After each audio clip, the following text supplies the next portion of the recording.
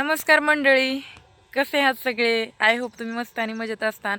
कालपासून मी व्हिडिओ नाही टाकला. थांबा थांबा थांबा सगळं सांगणार आहे तुम्हाला. 2 दिवस झाले व्हिडिओ नाही. असंही माझे व्हिडिओ असं कोणाला आवडत नाही, कोण वाट बघणार आहे माझ्या व्हिडिओची, बरोबर ना? असो, पण ज्यांना आवडते त्यांनी मात्र नक्कीच जे माझे शुभचिंतक आहेत त्यांनी वाट बघितली असन. त्यांना वाटलं असन पुष्पाचे 2 दिवस झाले व्हिडिओ नाही, काहीच नाही, काय झालंय. आणि तिने व्हिडिओ सध्या युनिफॉर्मवरचे डिलीट केले. तर मी सगळं काय सांगण्यासाठीच ही व्हिडिओ बनवत आहे. आणि आज काय आहे ना, तुम्हाला तर कळालंच असेल लोकेशनवरून की मी गावाकडे आलेले आहे. आणि आता मला प्लीज कुणी वाईट वाईट बोलू नका. हे बघा, ज्याचं जळतंय त्याचं, ज्याचं जळतंय ना त्यालाच कळत असते अशी म्हण आहे. त्या म्हणीप्रमाणेच माझं सध्या आहे. तर तुम्हाला माहित होतं, मी सांगितलं होतं, एक तर स्टाफ रूमला मला राहणंच होत नाही आणि मला जायचं पण नव्हतं पुण्याला. मी खरं तर आमच्या आईसोबत थोडी नाराजगी झाली होती, मला टेन्शन आलं होतं म्हणून मी इथं गेलेली. पण आईचा फोन आला, मला इतकं भारी वाटलं की आई वापस ये म्हणली. मला काही गरज नाही त्या हॉटेलमध्ये उपाशी मरून काम करायची, ती पण रातच्या 12 वाजेपर्यंत, आणि स्टाफ रूमला ह्याच्या त्याच्या टोमणे ऐकून घ्यायची. मी या रूममध्ये व्हिडिओ बनवाय मला पुरेशी जागा पण नव्हती. त्या मुली हीटर म्हणजे सामायिक होतं, ते हीटर घेतलं म्हणून त्यांचं टॉर्चर करणं चालू, कंप्लेंट करायचं चालू. आता रील बनवणं आणि व्हिडिओ बनवणं हे माझं काम आहे. त्या दीड दमडीच्या जॉबसाठी मी आता 3 वर्षाची मेहनत तर वाया घालू शकत नाही. आणि ज्या हरामखोर माणसाने मला तिथं लावलं होतं, त्याचं नाव कोण कुठलं आहे मला माहीत नाही, पण माझ्या म्हणजे ओळखीचे सर होते, त्यांची ओळख त्यांच्यासोबत होती. मग त्यांनी मला कामाला बोलवलं, पण ते काम माझ्या लायकीचं नव्हतं. त्यांना स्टाफची गरज होती म्हणून त्यांनी बोलवून घेतलं आणि युनिफॉर्मवर रील बनवल्या म्हणून ते त्यांना खटकल्या. त्यासाठी मी ते जॉब सोडला. मला पण खटकलं आणि त्यांना पण खटकलं. आणि हां, असं म्हणतात की माझाच लॉस झाला. हो, लॉस झाला तिकटा पाण्याचा, तर तिकटा पाण्याची भरपाई मी करून घेतलेली आहे. त्यामुळं तिकटा पाण्याचा काही विषयच नाही.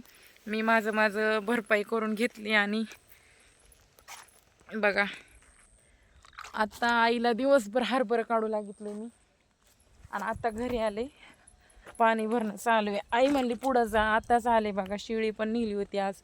आणि मोबाईलला ॲक्च्युली मी सकाळी 5 वाजता पहाटे इथं आलेली आहे, आणि आलं तर घरी लाईट नव्हती. आता लाईट वगैरे आली 4 वाजता, त्यामुळे फोन ऑफ होता, त्यामुळे एकही पोस्ट नाही पडलेली माझी. आणि हरभरं काढाय मी चालू केले. बघा चेहरा कसं झाला आहे माझा आज दिवसभर रानात काम करून. तर चला, पूर्ण व्हिडिओ बघत राहा, मी तुम्हाला सगळं सांगते. आता हे घागर उचलायची नाही, मोबाईल पाण्यात पडेल. बघू शकताय मी असं घागर घेऊन आता चालले, आणि घागर उचलायची होती म्हणूनच मी व्हिडिओ स्टॉप केला होता. कारण म्हणलं उजाडाचं पाणी भरून घ्यावं. आई पण खूप थकले, एकतर एकटीनं सगळं काढले. तिला माझा लय आधार होते इथं रानात. थोडं थोडं म्हणजे काम करू लागते, थोडं फार का होईना मदत होती, हातभार लागते. तर तिथं जॉबचं प्रॉब्लेम झाल्यामुळे मला यावं लागलं. मला माहिती आहे सगळे लोक माझ्यावर टपून होते, हे कुठंच जॉबला टिकत नाही, ह्याची नोकरी टिकत नाही. पण जोचा व्यक्ती चांगला असतो ना, त्याच्याच वाटेला दुःख आणि संकट येतात. तसं माझ्यासोबत घडलं आहे. तर पुण्यात मी दुसरा जॉब बघितलेला आहे सिक्युरिटीचा.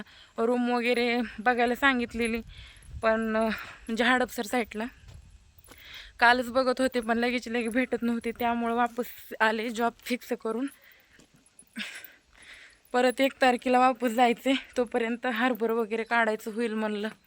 तर बघा, हे आमचं माणूस कसं बसलंय. आज लय खाल्लंय तिने, हरभऱ्यात नेली होती, दिली होती मोकळी सोडून. बघा कसं ऐकती. हाय कर, हाय कर लवकर. Good morning friend. आता सकाळ झालेली आहे बघा. जस्ट तोंड बिंड धुलेले आणि चुलीपाशी येऊन बसले. चुलीवर दूध तापायला ठेवलेलं बघू शकताय.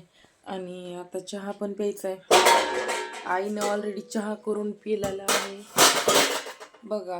हे बघा, आता मी एकटीच राहिले, मला परत गरम करून चहा प्यायचा. या चहा घ्यायला 7 वाजले तर झालं असतं चहा पाणी. मी आता उठले कारण हरभर काढले. का लई दिवस झालं सवय नाही वाकण्याची, त्यामुळं लई त्रास व्हायला झालाय. आता उठले बघा. आता दूध ठेवून दूध उतरून चहा ठेवते आणि चहा गरम करून पिते, म्हणजे जरा बरं वाटेल. आता सगळे लोक मला नाव ठेवतील की ही पुण्याहून आली, वापस आली. पण सगळ्याच गोष्टी आपल्या हातातल्या नसतात, काही गोष्टी असतात. आणि जॉब ते बघितला नव्हता मला. कसं आहे, मला त्या मॅनेजमेंटवाल्यानं ॲड करायला सांगितलं होत्या. म्हणजे नाही का, तुम्ही आमच्याकडे जॉब आहेत भरपूर, म्हणून तुम्ही माझा संपर्क आणि तुमचं काय ते तुमच्या भाषेत सांगा, माहिती द्या जॉबविषयी, असं म्हणले होते. ते मी ॲड केली नाही, त्यामुळं त्यांना राग आला. आणि मला पण ते काम आवडलंच नव्हतं. मी तुम्हाला सांगितलं होतं ना, मला काही एवढं खास काम आवडलेलं नाही म्हणून. त्यामुळे मी वापस आले. आणि राहिला विषय दुसऱ्या जॉबचा, तर दुसरा जॉब पण मी बघून ठेवला आहे, पण रूमचा प्रॉब्लेम आहे. आता ते रूम बघायला सांगितले एक जणाला. मग आता लोकांच्या जीवावर शेवटी काय नसते, बघितली तर ठीकच आहे, नाहीतर पुढं बघूयात ना काय करायचे ती. नाहीतर इथं पण शोधायच लागले मी जॉब. तर हे बघा, आमच्या रानात भाजी एवढी छान आली बघा. आईनं आमच्या टाकली होती माळवेमध्ये. त्या दिवशी आम्ही वांगी मिरच्या लावलेल्या, त्या सध्या इतक्या भारी आल्यात ना, केलेलं कधीच वाया जात नाही बघा. किती मस्त भाजी आली. आता हीच भाजी जाऊन विकत आणायची म्हणल्यावर जायला तिकटाला पैसे इथून, एकतर आम्ही रानात राहतो. आता खाऊ वाटली की म्हणजे नाही का, आपण काही दुसऱ्या भाजीसोबत जर ते म्हणजे तोंडी लावाय भाजी घेतली तर इथल्या इथं रानातली घेता येते. नंतर बनवायची म्हणल्यावर बनवता येते. बघा किती सुंदर दिसायला लागली. आता ही भाजी बनवायची बाजरीच्या भाकरी तर मीच बनवणार आहे आणि व्हिडिओ पण घेणार आहे. तर झालं असं की मला जॉब आवडला नाही, आणि दुसऱ्या दिवशी मी हडपसरमध्ये दिवसभर जॉब आणि रूम शोधली. पण शक्यतो एक ते बाईला रूम देणं खूप अवघड आहे. हॉटेल लाईनलाच मी गेले. कशामुळं की मला रूमचा प्रॉब्लेम येत नाही आहे, पण ते काम आणि ते लोक अजिबात आवडलेले नाहीत मला. दुसरीपेक्षा सध्या बेकार आहेत. आता हसणाऱ्यांचे किंवा बोलणाऱ्याच्या तोंडाला मी हात नाही लावू शकत. शेवटी जे घडणार आहे ते घडणारच आहे. तुम्ही वाईट बोललात किंवा चांगलं बोललात, त्यानं माझं हलकं भारी होत नाही किंवा कमी जास्त होत नाही. त्यामुळं काही फरक नाही पडत आहे मला. पण जे सत्य आहे तेच सांगते मी, खोटं काही सांगत नाही. आणि माझी तर तब्येत वाढायला लागली, त्याच्यामुळं मला तर ते युनिफॉर्म वगैरे घालायला सध्या ते नको वाटायला लागले. बघा मी सारखं ड्रेस तर घालीच नाही, साडीच घालायला. काल शेतात गेलते तरी, काल तुम्हाला दिवसभरात काय काय काम केलं काय नाही, कधी आले कधी गेले सगळं दाखवणार होते.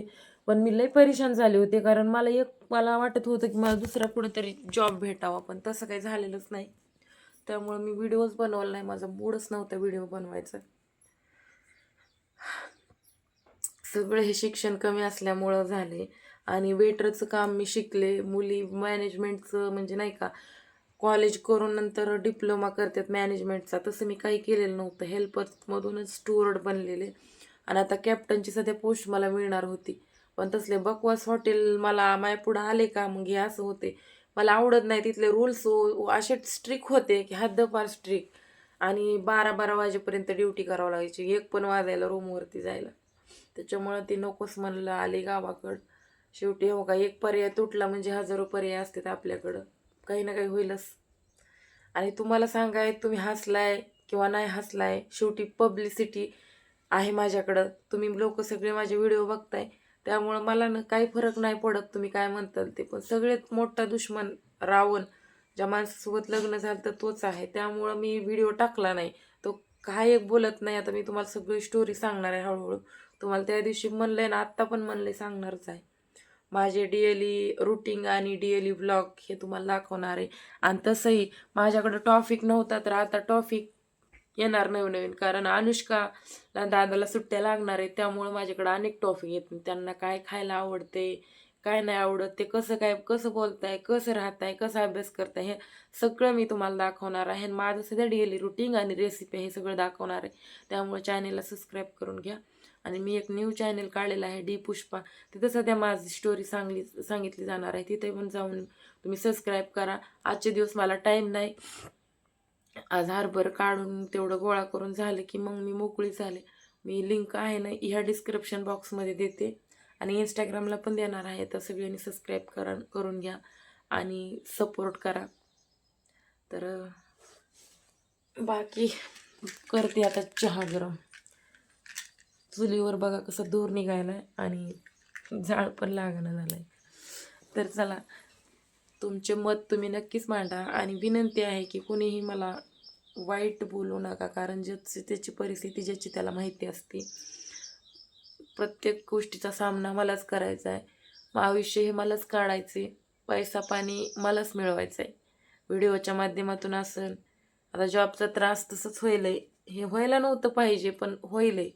कुठं कसं प्रत्येक गोष्ट ही काही सरकारी नोकरी नाही. आणि कामावर त्याच तसल्या बकवास कामावर डिपेंड राहायचं म्हणजे लय अवघडी.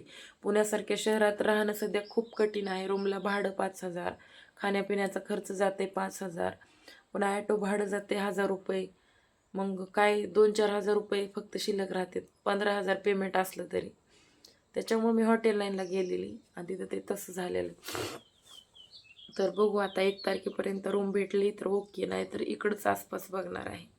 तर चला आता भेटूया नेक्स्ट व्हिडिओमध्ये. आता मला आवरायचे. Bye bye.